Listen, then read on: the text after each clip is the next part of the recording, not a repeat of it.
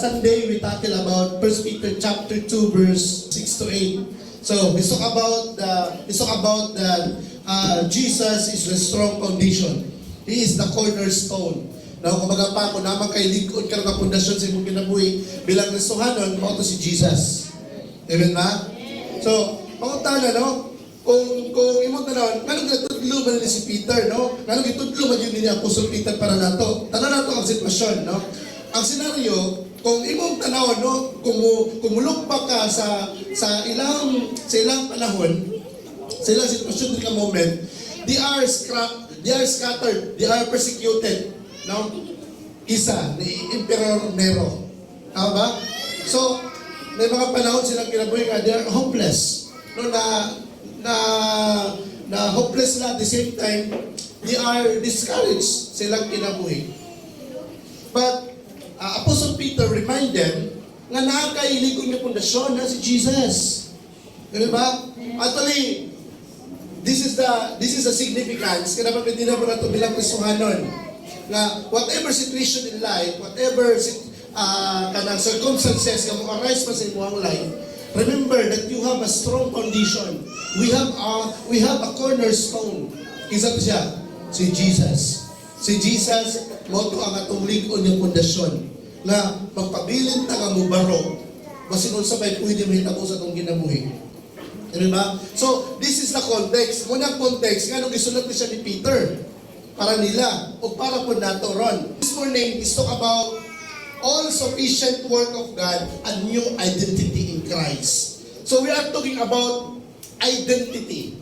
Pastor, anong dito sa tanong nyo ha, dito sa previous yung verse, no? Dito sa chapter 2, verse 2, we talking about reading the Word of God. Desiring the Word of God, longing the Word of God. Yan naman. Kasi, kabalo si Peter na ang Word ni Lord, mauni siya ang usa. Mauni ang mo direct kanila, mo tutol kanila, tuha mo usa. Tama nga dahalan. Tuloy sa daghang mga naga-disturb sa ilang paglakaw bilang Kristohanon. Since they are persecuted, since they are scattered because of Emperor Nero. Tama ba? So, kung i-create nila ang Word ni Lord, i-design nila ang Word ni Lord, sigurado nila ko nga, matutulan nila ang ilang kinabuhi. No? Kung baga pa, nagkatibulaan man ang imong kinabuhi karon, wa ka baluasa ka padulong, pero because of the Word of God, matutulan ang ilang kinabuhi sa tamang kadalan. Amen? And after that, wala pa na-stop na si Apostle Peter sa pag-encourage nila. Instead, gisultihan pa sila, natandaan ninyo na si Kristo mahuli ang likod na itong pundasyon. No, uyugon man ang imong pagkakristohanon, mubarog lang ka sa gihapon. Amen ba? So, remember, kung imong tanawon karon, continue ang pagdasig ni Apostle Peter. O naatakarang gisag na ito nga, new identity in Christ. Pastor, kasi connection na lang dito. Wala pa mo kabalo? Nasa kalidri nga moment nagkaroon ako sa identity crisis. Nga naman, example, ako, no, I am a Christian. Kristohanon mo ko, Pastor. Pero ngayon, inali man ako sitwasyon. Pastor, tinuon man akong Ginoo ginaalagaran. No? I have sovereign God, powerful God. Pero, no, I am the son of God. I am the daughters of God. Pero ngayon, inali man akong sitwasyon. Nagkaroon ako sa identity crisis. And I don't know, some of us, naabot sa punto siguro nga, you are questioning God. Lord, you are so good. Pero anong daghan magdili mahal yung tabo sa kong kinabuhi? So nagkaroon ng identity crisis. That's why Apostle Peter continued to encourage them how to live as a Christians, how to live as a follower of Jesus Christ. O nagipakita, no? Tanas about all sufficient work of God. Sufficiente yun ang pagpamuhat sa Kinuison. No? Even your salvation, even the kanang sana sitwasyon nimo sa imong kinabuhi, no? Protection ni Lord, provision ni Lord, guidance ni Lord. Kana no? It's about all sufficient work of God. Kaya dapat maintindihan mo, even your identity is all about the sufficient work of God. So, isa din karon kapag dasig karon ni Apostol Pablo kasi sometimes basi kita mo no nakasinati punta ba nga ni question na ta sa Ginoo. We are questioning God. Lord, kung maaari ko ang Ginoo, tinuod ka ang Ginoo, pero kanong inani man akong kinabuhi. Hindi po mo katong padmi naka-question na mga kay Lord.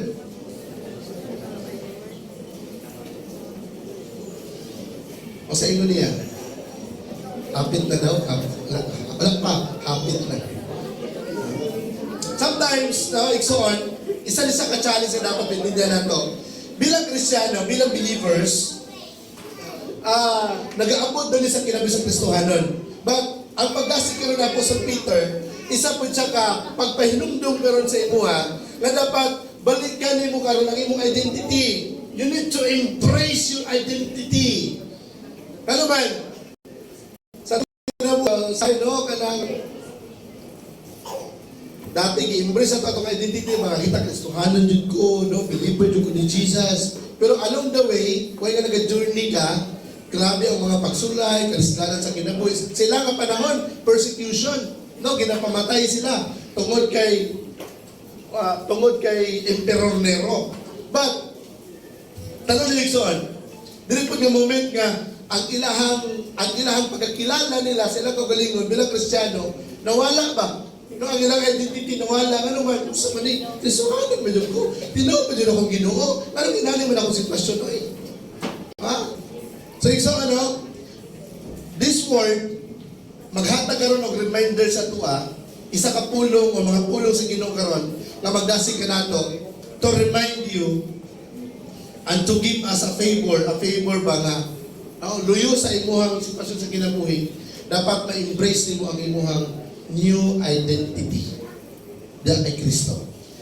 Reminders, new identity, ang bagong identity na ito na kay Kristo is mauna ni siya ang pagiging bilong po nato dahil sa church. No? Kaya pag-usap din ang church, dili ni siya patungkol sa building, kundi patungkol ni siya sa tao nga nagpo kay Kristo, nakadawat og kaluwasan na kay Kristo, ng mga mananampalataya ni Kristo. So kung imo tanawin na nagsuon, Peter teaches that to be a Christian is to be a part of the church. The climax of the passage in this verse 9 to 10, where Peter answered the question, what is the church? Think not, your identity is you are belong to the body of Christ.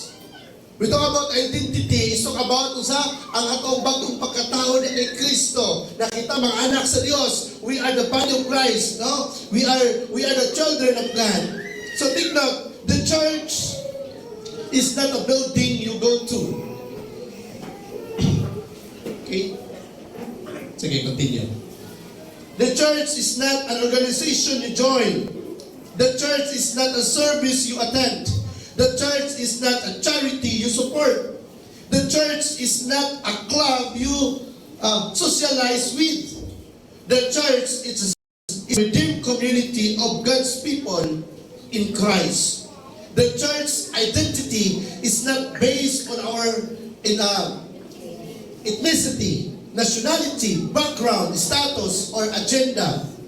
It is Christ.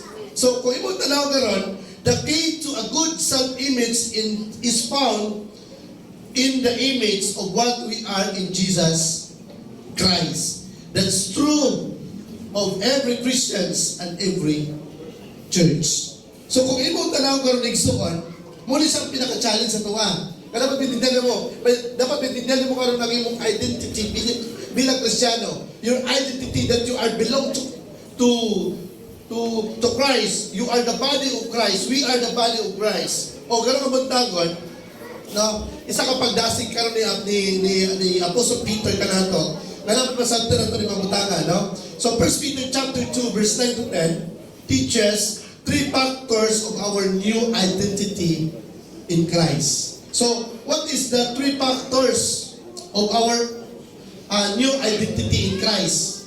Number 1, the position of believers. O sa may position mo bilang believer, asa ba yung ka nakabarog ron? Pangalawa, the purpose of believers, verse 9b. At ang to, the privilege of believers. So kung mo para mawala, we have a new identity. Dapat maintindihan mo karon na imong posisyon. Tara na to. In 1 Peter chapter 2 verse 9a, sabi niya, but you are a chosen race, a royal priesthood, a holy nation, a people for His own position. No? Sa Tagalog, ngunit kayo ay isang lahing pinili, grupo ng mga marlikang pari, isang bansang nakalaan sa Diyos, payang pag-aari ng Diyos. Kung imo tanawon, asa ba ni Pastor naka-refer? Asa ba ni naka-address? Actually, naka-address siya sa mga Hudyo. No? It is quoted in the Old Testament, in the book of Deuteronomy. But una, tara na to, no? Una position na, you are a part of a chosen race. Ina siya nga, parte ka sa pinili sa Diyos. So, the concept of a chosen race is gained from the several in the Testament, no? Deuteronomy chapter verse 6. Yun nga, for you are a people holy to the Lord your God. Your God has chosen you to be a people for His treasured position out of all the peoples who are on the face of the earth. Kung imo tanawan, sa verse 6, we full ba? Ano man? You are belong to the chosen race. Bilong ka sa pinili sa Diyos. Bilong ka sa gipili sa Diyos. Tanong, Pastor, anong gipili mo sa Ginoo nga salbahis magkugamay? No, siya Pastor, salbahis na ko. Anong gipili mo sa Ginoo? Kaya mga sinners, I'm not worthy, Lord, nga pilion ko nimo. Dili ko angayan nga luwason nimo. Dili ko angayan nga kaluyan nimo. Dili ko angayan nga tagaan nimo kanang kapasayloan. Dili ko angayan nga tagaan nimo langit. Dili ko angayan nga tagaan ko nimo og kaluwasan. But why you choose me to become your children? Why God choose us to become His children? Palagay nimo. Hindi mo katupad din. Kabalo ba ka anong gipili ka ni Lord? Mga kabalo, no? Mga kabalo, anong gipili ka sa Ginoo? Lord, ganun ako man, anong dili man sila? Ang himo ni mong anak, anong ako man yun, ang imong gipili para ni mong anak. Kaya ako man, ang imong gilala sa langit. Anong dili man ito? Nga mas arang-arang, pamato na. What is the reason? Verse 8, but it is because the Lord loves you. Kayo ganino, ang pagpili ano ba, no? Nakabase yun sa iyang sovereignty. Di nakabase sa wala siya gwapo ka, gwapo, wala inana. Dato, wala inana. No? The Lord nga, He never look at you, at your status, at your condition. But si Lord nagtanaw nimo, dili tungod kung unsa ang naa nimo, kundi ang gitanaw sa Ginoo, ang iyang dugma nimo. Amen? No? Hindi mo katong paghigugma niya sa Ginoo. Inasa muna, di ko matingala kung na mo kang Kristohanon, ay gihigugma nita sa Ginoo. Amen ba? That's why in Psalms chapter 33 verse 12, blessed is the nation whose God is the Lord, the people whom He has chosen as His heritage. No? Kung imong tanaw, no? we are the heritage of God. Pinili sa Ginoo para mahimong iya. Ganun ba? No? So you are the part of the chosen race. Kaya, pero kini the context is naka-address ka rin dito sa mga Hudyo. But the good thing lang, ang grace ni Lord igsoon, dili lang para sa mga Hudyo. Gi-extend po ni Lord para nato. That's why we are belong to the chosen race. Belong ka sa pinili sa Dios. Nga naman, dili lang man Hudyo ang gihigugma sa Ginoo. Gihigugma po sa Ginoo ang mga hintil sama nimo. Amen ba? Palakpakan na itong Ginoo sa Lord. No? So, tignan. No? Isa ka pagdasig na dapat pintindihan mo ang imong identity. Na pinili ka sa Diyos. Ano gipili man ka? Na may nakita si Lord mo? Wala. Gipili ka katong gihigugma ka sa Ginoo. Amen ba? Pangalawa, you are a part of a royal priesthood. Kung imo tanan, no? Basta anong bilog mo sa royal, sila ni no? Sila ni no? Sila ni Aaron. Mo yung mga royal priesthood. Dahil ang alliance. Pero basta kabalo ba mo? Royal priesthood in the sense na sa panahon na to karon, number one, nagkaroon ako sa access sa Ginoo. Kabalo ba sa una katong wala pa ka napili ni Lord? Wala pa kayo access sa iya. Amen ba? No? Wala pa access sa iya. Just like the Israelites, priests in the Old Testament, a Christian is granted access to God. No? Through Jesus Christ, you can access God. You can hear from His Word and talk to Him in prayer. Di ba, nagkaroon ka access sa iya, ha? Makasurya na kasi, makadugo na kasi, ha? Amen ba? Sa unang panahon, ang maka-access sa Diyos sa Ginoo, mga priest lang. O kining mga priest, at trabaho nila, mauni ang mudala sa imong mga halad sa tao, dito sa tabernacle. No? Sila ni karon na may access mo sa Ginoo, sila karon na madala sa halad, sila ang maghalad para nimo. No, in behalf of the people of Israel, the priest mauni sila ang maghalad para nimo through the burnt offering nga imong gihalad mo dito. Pero in our context now sa panahon nato karon, you are belong to the priest, no, to the royal priesthood. Ngano man dili lang access ang pabor ganis mo, nagkaroon ta og sacrifice. Unsa ni sacrifice nga tawag ni? Also, just like the Old Testament priests, we have sacrificial duties to perform as Christians, but they are not animal sacrifices. Instead, we are to present our bodies as a living sacrifice, holy and acceptable to God. Kung imo tanawin karon, we are so thankful ba? Nga naman, no? Nagkaroon daw o papurang gina sa tuwa that God give us a favor to offer our bodies as a living sacrifice to Him. No? As a royal priesthood, no? You are belong to the royal priesthood. Ang imong trabaho lang, no? Free na tatakaran nga muduol sa Ginoo. O ang halad na to karon sa Ginoo, dili ng mga hayop, kung dili kinabuhi na nimo. Kaya gipangay nilo karon sa tuwa, kinabuhi naman, dili naman hayop. Dili lang ang mga butang sa imuhang kinabuhi, kundi ang imuhang kinabuhi mismo. According sa Romans chapter 12, verse 1. Nga naman maintindihan nato. At the same time, ang trabaho karon sa priest sa una, manong in behalf sa mga tao, sila karon ang mag-access sa Ginoo through them. No? But karon, kuyaw na. Nga naman, ikaw na karon ang mudala og tao diya para sa Ginoo. Amen ba? No?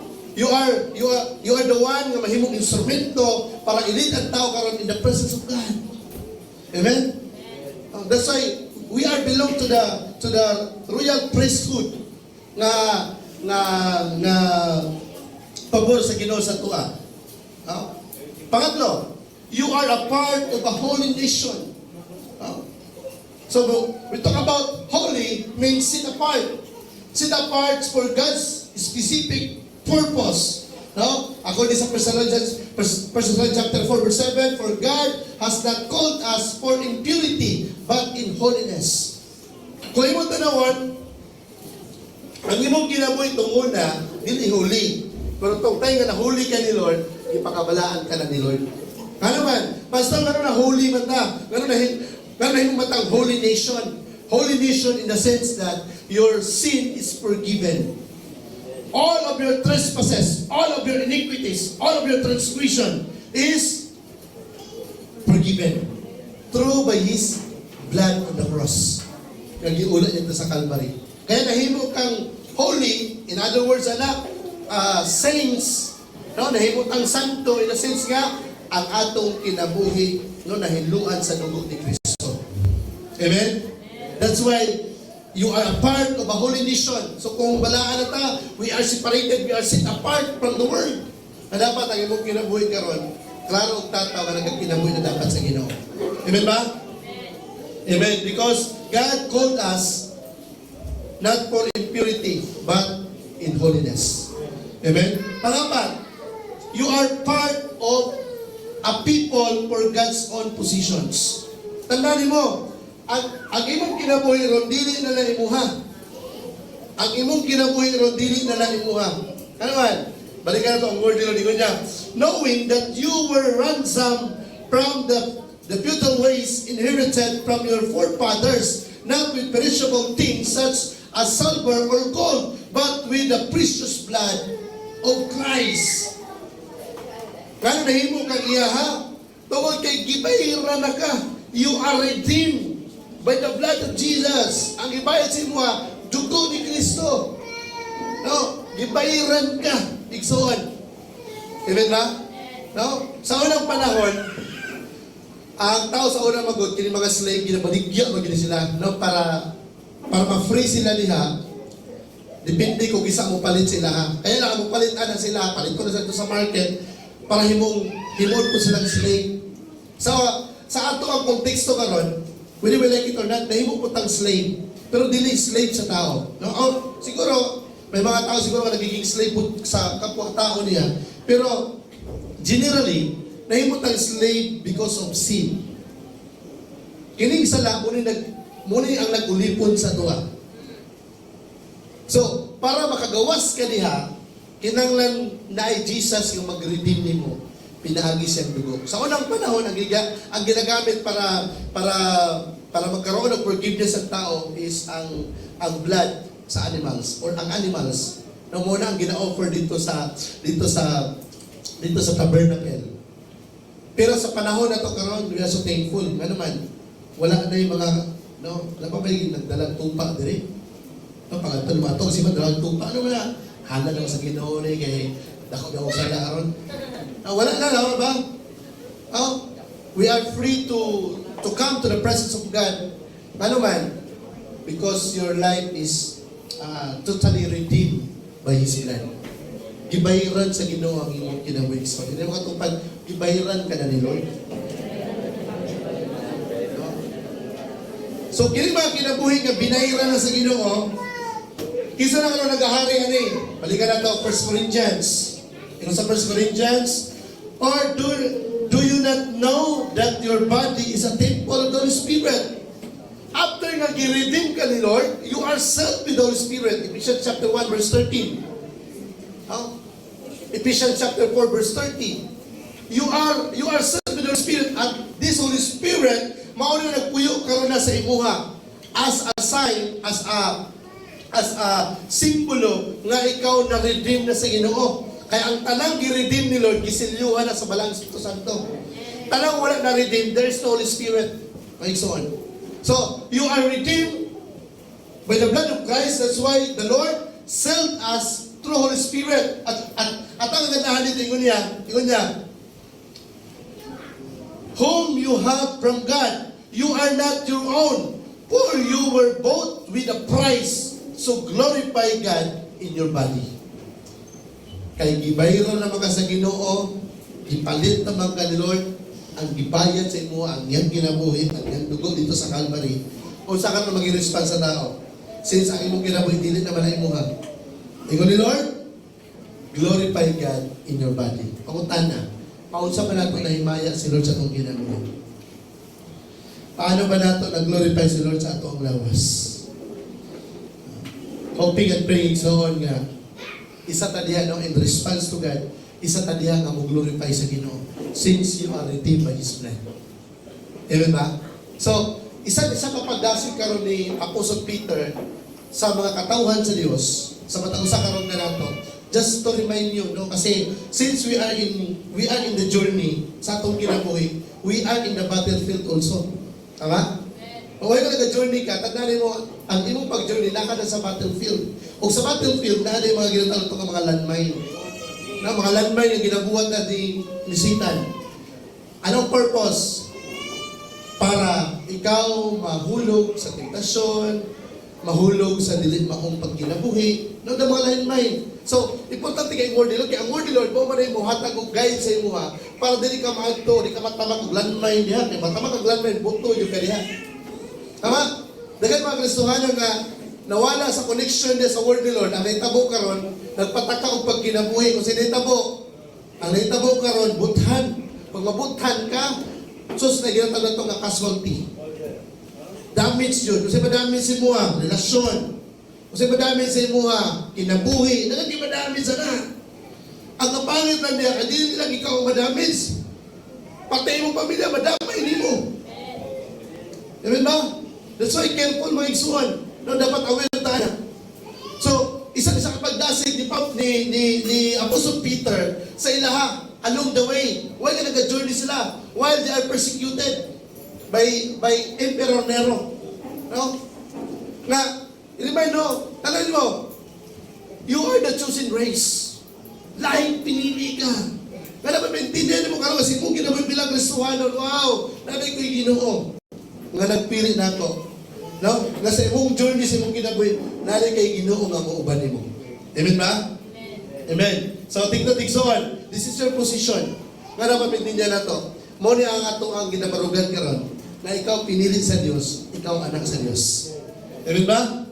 Amen. Pangalawa, ako ito kayo, the purpose of believers. Kaya pinili naman ka sa Ginoo, pinili niya ka. You are part of the chosen race. You are part of the royal priesthood. You are part of you are part of the holy nation. You are part of the people for God's own positions. What is the response now? Dapat masabtan mo yung duty. Dapat masabtan mo ang imong responsibility bilang Kristohanon. Wala na makagisip sa wala lang. Nandiyan yung katuyuan. So ito yung purpose. No? Unang purpose. Nalipagita niya. Number 1. To proclaim His excellences. Nasabi sa verse 9, ingon niya. That you may proclaim the excellences of Him who called you out of darkness into the marvelous light. Kapalo ba mo nga, ang meaning sa church mo ni siya, who called you out of darkness into His marvelous light. Ang ibig sabihin, ecclesia. Ang ibig sabihin ng ecclesia, that is the church. Ang ibig sabihin ng church, ecclesia, na ang meaning, you are called from darkness into the marvelous light. Muna ang ginatawag itong ecclesia or church. So, tignan, iksoon, since you are the church, you are the body of Christ, you are the children of God, you are belong to Christ, you are part of God's positions. Kung saan ka na maging responsible sa Ginoo? You need to proclaim His excellencies. Sa Grego, kanang excellencies is talk about His goodness. Kung unsa iyang gibuhat, kung unsa sa kamaayo nga Dios sa imong kinabuhi. So, we need to proclaim that. Since God is good, i-proclaim na to ang kamay sa Ginoo igsuon. Amen ba? Kabalo ba mo? In Colossians chapter 1, verse 58, the mystery hidden for ages and generation, but now revealed to His saints. Kanang saints diya, it's referred to the believers. It's referred to the Christians. Kanang mystery diya, mystery hidden for ages, is talk about kung unsa ang gibuhat ni Jesus. Wala na gi-reveal. Wala pa mo naka-notice nga sa Old Testament, wala gisgutan nga eternal life. Na may gisgutan nga eternal life sa Old Testament? Wala. Kung na may pagluwas igsuon is about pagluwas sa gera sa ilaha, sa pag-sustain sa ilaha, sa ilang sitwasyon. Pero it talk about eternal life, it talk about heaven. Wala giniskutan sa Old Testament. Asa giskutan na sa in New Testament. Bakit ba? It is the mystery hidden for ages and generation, but now revealed to His saints. Asa ng saints karon? Asa nag-reveal ang saints? In the New Testament, wala kayong makita nga saints sa Old Testament. Ang makita niyo sa Old Testament, prophets. Amen ba? So sa tuwa nag-reveal. That's why nga, today God chose to make known how great among the Gentiles are the riches of the glory of His mystery, which is Christ in you, the hope of glory. Gireveal na siya kung unsa ka maayo ang Ginoo, unsa gibuhat ni Kristo para nato. Wala na gireveal sa mga Hudyo, gireveal na sa mga Hintil, sa mga Gentiles. That's why we are the part of that mystery. Nag-reveal sa Ginoo. Amen ba? Di ba sa unang panahon, ang kining mga tao wala na revealan o kaluwasan o wala na revealan sa mystery sa Ginoo. Kung pangutan nyo na, pag mamatay ka rin, asa ka padulungan eh. Ambot lang ani, asa ko padulungan eh, serology kabalo ani. Mga kabalo, ano, mystery man siya. Tama? Katong tayo, gireveal na ang kaluwasan, pangutan nyo mo ng Kristohanon, pangutan nyo mo ng mga saints, mga believers, asa ka mo ato pag mamatay ka? Ay, langit eh. Tama? Ano ba naman mo? That is revelation of His Word. Na kung gusto niyo matuglangin, dawatan si Jesus, no? So hindi mo ginawa ni Christ, and you receive eternal life. And that is the mystery. Mystery for the long time ago, nga wala gi-reveal, but in our time, gi-reveal na siya. So sa trabaho na to karon, let us proclaim the mystery of God. We let us proclaim the excellences of God. Usa ka maayo ang gibuhat sa Ginoo para nato. Amen ba? Nasa unang panahon, ang kaluwasan para sa mga Hudyo. Pero karon ang kaluwasan, kasali na ka. Kasali na ka. No, kasali ng mga Hintil. Amen ba? We are so thankful. No? Kasi Lord ba, dili sa selfish. Ano man, gi-appeal niya na ka sa kaluwasan. Gi-appeal niya na ka nga gipili. Gi-appeal niya na ka nga mabilong kaniya. Amen ba? No? At yung, masabi ko niya, no? Which is Christ in you, the hope of glory. Kapag ba mo, kung nakamatay paglaom, si Kristo to siya. At kaganda in He will proclaim, warning everyone, and teaching everyone with all wisdom, that we may present everyone mature in Christ. Muli sa pinaka-concern, nga dapat i-proclaim na today, kaya ang gusto niya ni Apostol Pablo, nga mong atubang ang matago sa kanato, nga, masala, mature, sabi sa mature gani, kanang hamtong atubangan sa Dios. No, kanang mga mature Christian mo na ang mga nag-grow, no, mga ligo niya Kristohanon. No, kasi sa Biblia may mga immature. Ano ba immature mo na pasaway, pamadlong, tutulan mo balik Japon. Ano ba na? Nasa nana. So na si mga ano. So gusto ni Lord no nga mo atubang nga siya no nga mature. Ibig sabihin, wala ay kapintasan na makita nimo. Karapat dapat ka matubang sa Dios. Na kay daw ipakita sa Ginoo ba? Amen ba? Amen. So, kung imo tanaw karon, God has selected you and me out of all the people groups of the world for every special reason. Pero man, naman kay purpose. We have been selected, called, chosen, consecrated, and set apart of every particular purpose that we may proclaim the excellences of Him who called us out of darkness into His marvelous light. Kaya kung isa ka nga pinili sa Diyos para mahimong iyahan, pinili ka sa Diyos from the darkness o gilit-kilot into the marvelous light, dapat mag-proclaim mo kung sa kamay si Lord. Para ang uban po makasinatid po sa kamaayo sa kayo. Sa kamaayo po sa Ginoo. Amen ba? No? Wala ka nung, no? Kaya dapat i-proclaim nato si Christ. Kaya para makasinatid po ng uban, wala kasinatid. Ang pamilya mo, wala kasinatid na. I-proclaim si Lord na sila ang kinabuhi. Amen ba? You know, as we journey through this life of pain and sorrow, we are to proclaim to the world in thoughts, in word, action, attitudes, and motive the excellent glories of our Heavenly Father who redeemed us from the darkness of sin and death into the glories of His life and light in Christ. Kaya sa pag-proclaim nato dapat klaro ang word, klaro ang thought, ang word, ang action, ang attitude, ang motive. Now, makita sa tuwa, that is a proclamation of His glory, proclamation of what Jesus done for us. Kung saan di kamayong Ginoo sa itong kinabuhi. Amen? Kaya liso pa kayo mag-proclaim sa kamay ni Lord, tapos ang imong kinabuhi, di po maayong makita. Tama ba? So, tignan-tigso, dapat maging klaro sa tuwa. Naman yung purpose nimo, ang purpose nimo, i-proclaim nimo ang kamay sa Ginoo. Kanang word nga excellency sa Griego magudana, goodness. Ang goodness ni Lord ba? I-proclaim nimo na ang goodness sa Ginoo. Amen ba? Ano man, dili man tala nakasinati sa goodness ni Lord. Dili tala naka-experience na.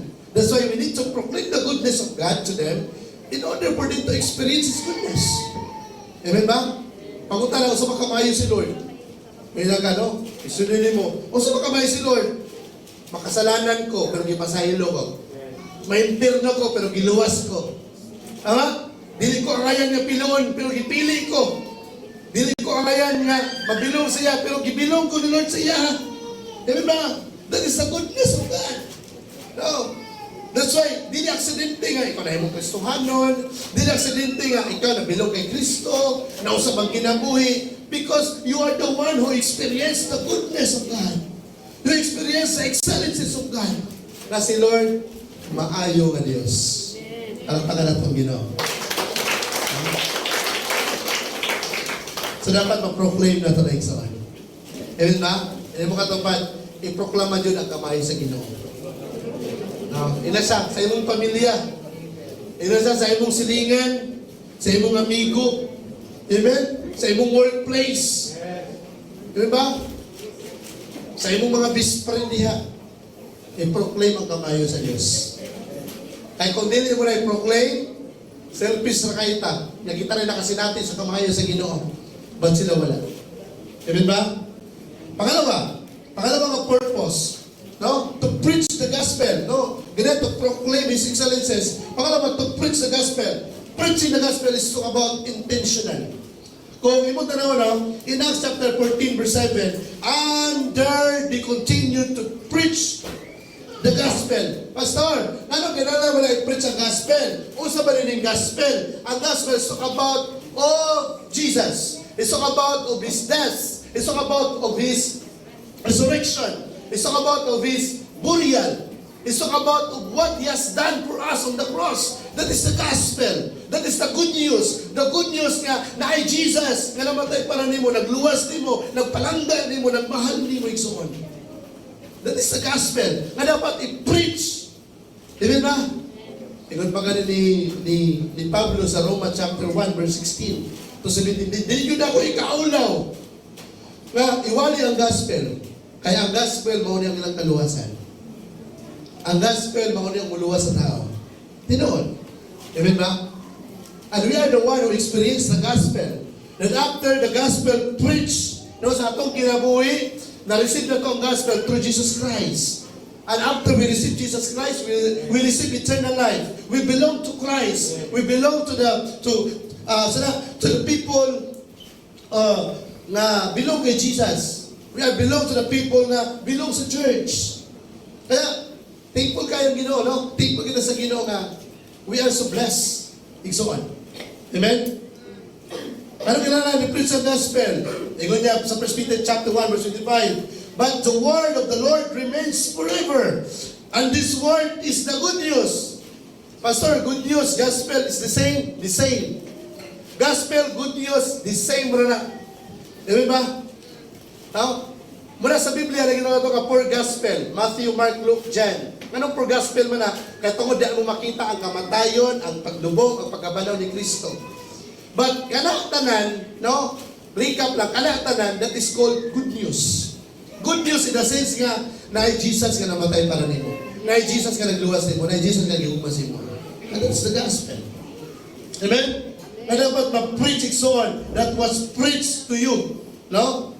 So kay, mo man ang tingwa sa Ginoo. Kasi tingwa din sa Ginoo. Balikan na itong Matthew chapter 28. No? Kasi tingwa ni Lord, go therefore and make disciples of all nations, baptizing them in the name of the Father, the Son, and the Holy Spirit, teaching them to observe all that I have commanded you. And behold, I am with you always to the end of the age. Kung imong tanaw ka Lord, muna ang gusto ni Lord eh. Ang gusto ni Lord, no, nga mahimong mga disipulo ang mga tao sa kalibutan. No, kung sila disciples, talk about sa followers, believers of Christ. Amen ba? O mo niya ang pinakagolig soon sa ato ang ginabuhat. That's why, kung sila pagbuhato na ito karon, Muna itong duty, preach the gospel. Sa pagwatan, 2 Timothy chapter 4, verse 2. Preach the word, be ready in season, out of season. Reprove, rebuke, and exhort with complete patience and teaching. Part na siya. Kaya kung imo tanaw karon your purpose as a Christians, we have a special place in God's unfolding plan of redemption. Wala kang giluwa sa wala ray kapuslanan. Wala kang giluwa sa walay rason.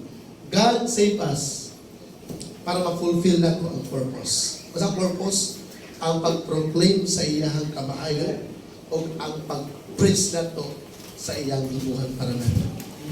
Amen ba? Amen. Pangutana, nawali na ba nato si Jesus? Na-preach na ba nato si Christ? Sa ato ang friends, sa ato mga amigo nato diya, mga silingan nato, pamilya nato? Remember, Ixon. Remember, we are born into the family of God and have become a new creation through spiritual birth by faith in the Lord Jesus Christ. We are individual members of Christ's body and collectively are being used by Him to testify of the truth of the gospel of grace. Mga tabaho mo, we need to testify of the truth of the gospel of grace. Dapat patestify natin na iso. Amen ba? No? So being a Christian, dili Diyos sa sayon. No? So kung imong tanawon, balikan mo karon ang pagdasig ni Apostle Peter sa iyang kapwa believer. Dili sayon, no? No, ano ba? They are persecuted, they are scattered, they are hopeless, they are discouraged in their situation. But Apostle Peter continued to encourage them sa ilahang posisyon bilang Kristiyano o sa ilahang purpose bilang Kristiyano. Ayan ba? Naluyuan wala kang gingnan ni Lord nga, mo-preach lang ka pag okay na ka. Mo-preach lang ka pag available ka, wala inana. Isa ni Lord, preach the word in season and out of season. Amen ba? Kasi inana naman ang pagsunod kay Lord eh. Ang pagsunod kay Lord, dili na tukod ka na kay kanang available ka, okay ka. Pa-okay man ang dilay mong kinabuhi, kinanglan, mong padayon ka sa imong purpose. No? We continue to fulfill our purpose. Ano man, mauma na ang disenyo ni Lord sa imong kinabuhi. Amen ba? That's why, no? Apostle Peter encouraged them to continue to fulfill their purpose. Kaya naman sila yung purpose na may tumungtuyo ang Ginoo sila. Gidesign nila ng ilang kinabuhi for the purpose. O sa purpose, iproklama ang kamay sa Ginoo, luyo sa dili maayo nilang sitwasyon sa kinabuhi. I-preach ang gospel sa mga tao o panuluwas. Since sila, luyo sa dili maayo nilang sitwasyon sa kinabuhi, apan sila na ikaluwasan na kay Kristo. Amen ba? Amen. Pangatlo, dito mag-end. Pangatlo, the privilege of believers. Kung imo tanan overall, no? Dito sa summary, overall, kining tanan is a privilege.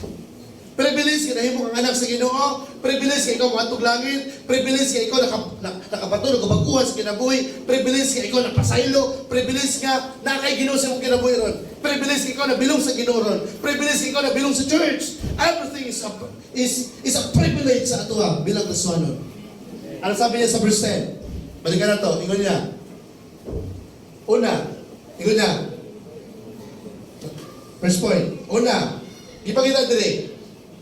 Nakita ito nga, realization of our past. Ano man, ingon niya sa verse 10. Once you were not a people, once you had not received mercy. No? Sa Tagalog, ingon niya, kayo'y hindi bayan ng Diyos noon. Noon, pinagkaitan kayo ng habag. So magkaroon tayo naman, no? Realization ba? Realization of our past. No? Nasa una mo matagi kaluyan. Sa una, hindi ta belong niya sa Ginoo. We are not belong to God. We are not belong to heaven. We are not belong to the eternal life. We are not belong to the children of God. Igsoon, wala taan ng kaluwasan. Wala ta sa Ginoo. So that's why magkaroon tayo realization sa itong past, no? Ano may ka, wow! Salamat na lang, Lord. Kaya sa panahon ako karon Ginoo. No? Natagaan ko ng pribilehiyo. Wala ko napabilin sa past. Amen ba? Kaya, no? Ang pangutanan ako, what is our realization of this? situation sa ito ang past. Nakarealize ba ta, nakaamgo ba ta niya? Na-apel mo na balaan nga, wala pa rin ko apel dapat sa kaluwasan, Lord, no? Wala pa rin ko dapat apel sa langit, Lord, no? Wala pa rin ko dapat apel sa imong kamaayo, Lord, no? Pero nga nakasinapit na ko karon, naka-apel na magwali, Lord.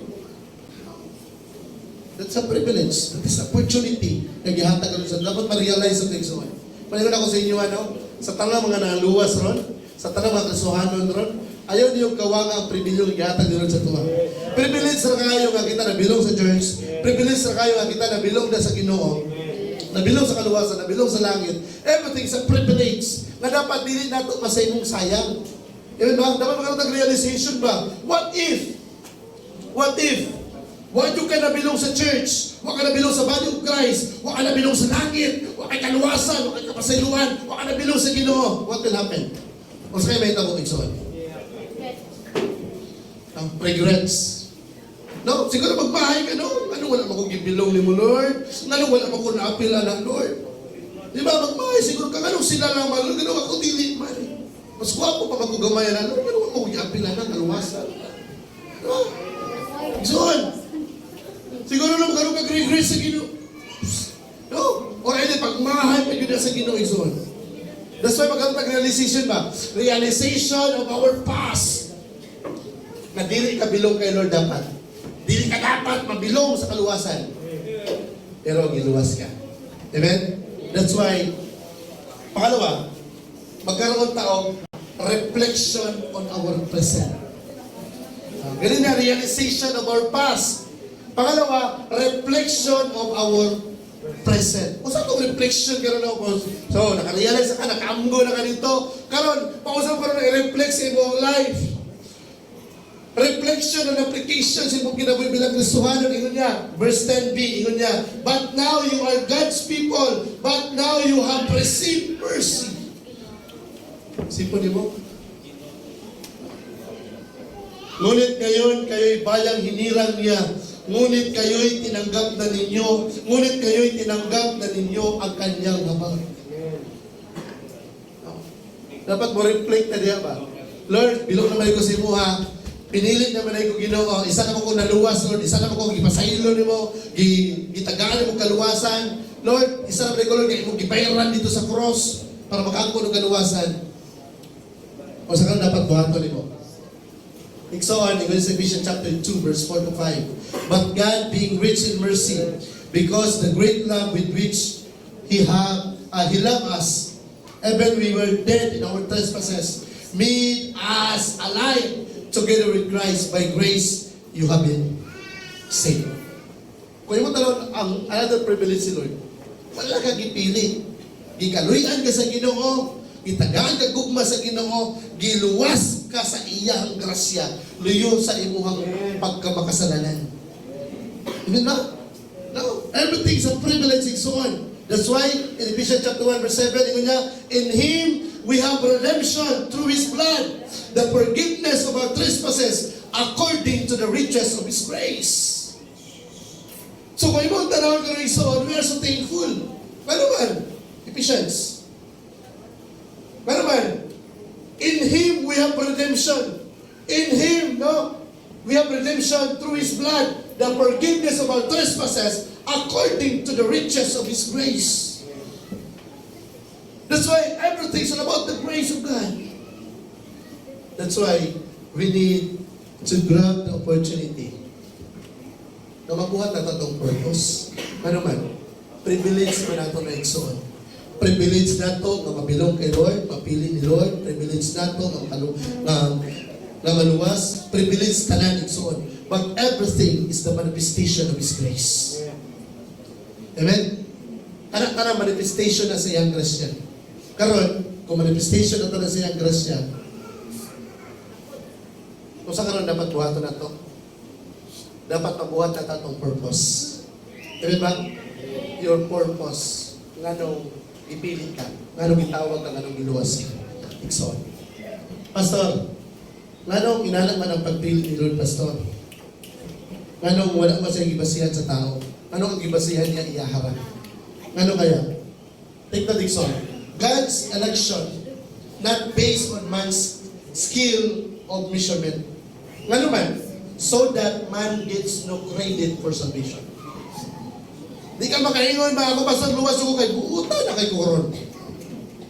That you can say yourself, no, I have a privilege to be saved, to enjoy salvation because of what Jesus Christ did for me, of what He has done on the cross for me. Ang tanang credit na kay Lord. Para matingala ka, ganong kapag pilit ni Lord sa tao, wala man nakabase sa tao o sa pinuhatan sa tao. O wala man nakabase sa standard sa kalibutan. Pero nakabase ba niya sa iyang standard. Kaya para ang tao din makuha o credit. Diba ba, di ka makaingon nga, luwas ko pastor, kay inanya akong gibuhat kay Lord. No. Ang credit tanan na sa Ginoo na. Diba ba? Even sa tanang butang ka na sa mong kinabuhi, karon di ba? Ginimata gina sa tayo sa offering.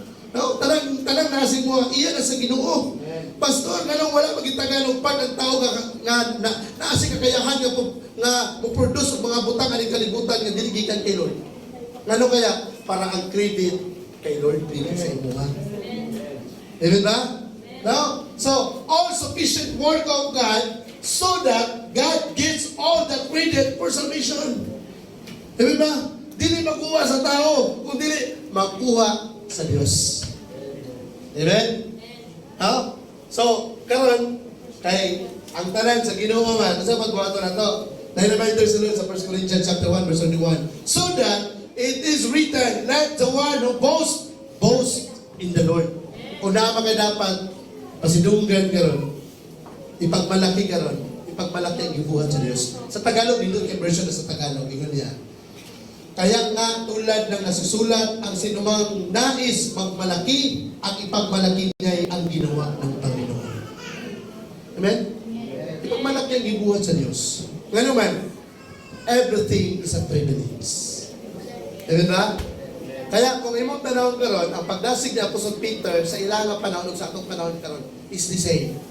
Nga luyo sa persecution, luyo sa crisis, sa ilang crisis of identity nila, na-remind sa nabalit, tama rin, anak balik ko sa Ginoo, problema man ko, mamatay mo ko sa kalibutan, i-persecute pa ko, mamatay ko sa kalibutan, langit mo ko padulong, ano mo problema mo ka? O dito sa langit, wala kagulaan, wala kasakit. Diba? Pero ang tao, gusto langit, pero hadong mamatay. Isa gusto itong langit rin. Isa gusto mamatay. Pastor, sa sunod lang, Pastor P. Sometimes this is a challenge. Pero pintindihan mo. Huwag mo na ang way sa pagdasig ni Apostle Peter sa ilaha.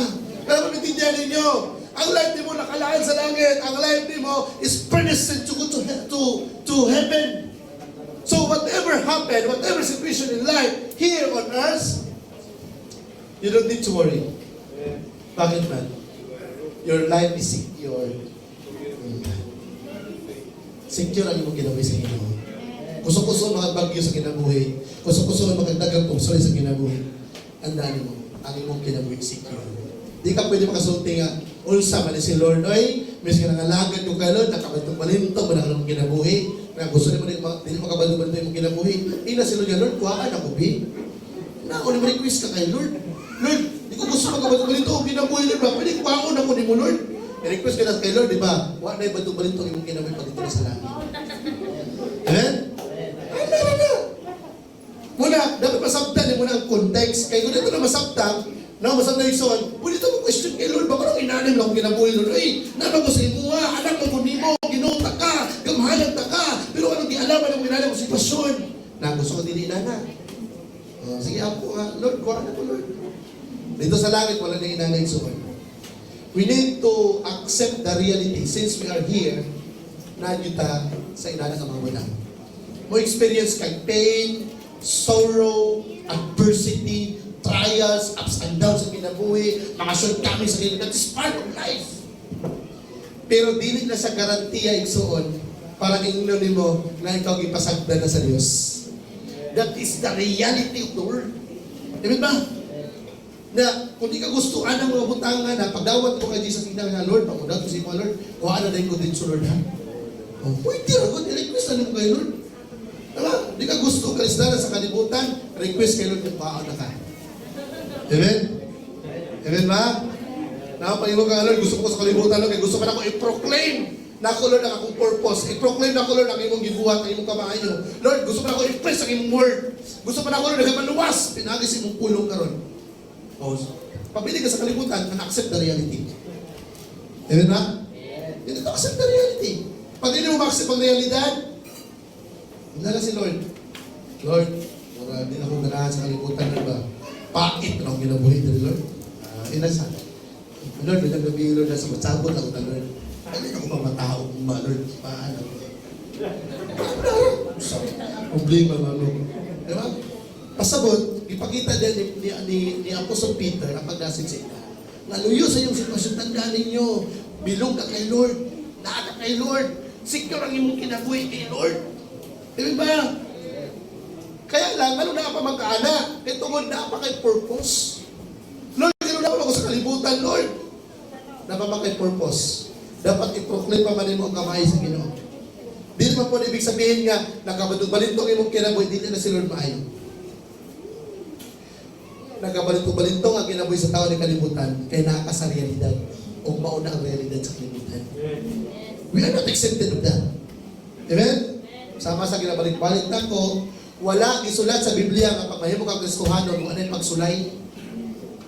Hangtod nga naa ka sa kalibutan, naghagpagsulay igsoon. Since you are in the world, you need to accept the reality that you need to experience difficulties in life. Part of life na. Amen ba? Kaya lang, ang gusto kong ipaabot karon ni Apostol Peter sila, nga luyo sa iyong sitwasyon, dapat dili mapakdang ang iyong purpose. Dapat dili mapakdang ang inyong identity. Dili dapat mapakdang ang inyong pagkakristohanon. Nga naman, kahit rin ka moment nagkaroon mo sa identity crisis. Lord, kristohanon man ko, Lord, ano pa ko mo? Nadiskali sa kinabuhi. Minsan, inanabiyata. Panawin mo ka ito pa, inanap na sa akin. Magkaroon ng identity crisis. Ano yung sa crisis 601? Always bear in mind, always embrace your new identity. Na ikaw na kay Lord, ikaw luwas. Ikaw na kay Lord, ikaw secure. Ikaw na kay Lord, ang imong kinabuhi. Klaro kung tataw ang kanilang sa langit. That's why, unsa may buhaton sa kalibutan na din sa imong kinabuhi suon, remember,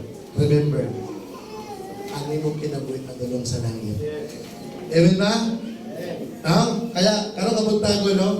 Dapat magiging clear sa ito. Magiging sa but everything is all about all sufficient work of God. Kaya ikaw gitagaan og bagong identity sa Diyos. Let's pray. We would love to extend our gratitude for being with us here in this live Sunday service. Please don't forget to hit that like button to follow this page. But for better experience, CDMC is inviting you to worship with us here at CCT Group of Ministries Jansan Regional Office located at Caceres Subdivision, Purok Malibayan, General Santos City. And we hope